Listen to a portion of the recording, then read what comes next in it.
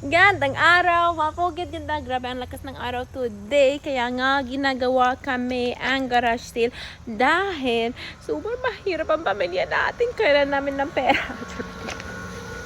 Basta ginagawa kami ang garage sale. Tignan nyo. Nagbebenta ako ang mga damit ko kahit yung mga hindi ako sinuot ha. Tignan nyo. Ito yung puti. Ito na, ginagawa ko lang isang TikTok tapos nagbebenta ako. Ito, soiree, dress, super ganda.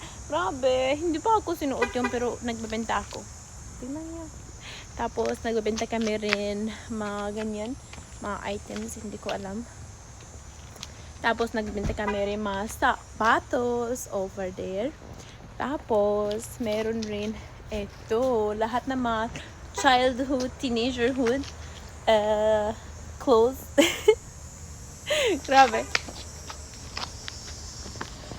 Ito lang, share ko lang.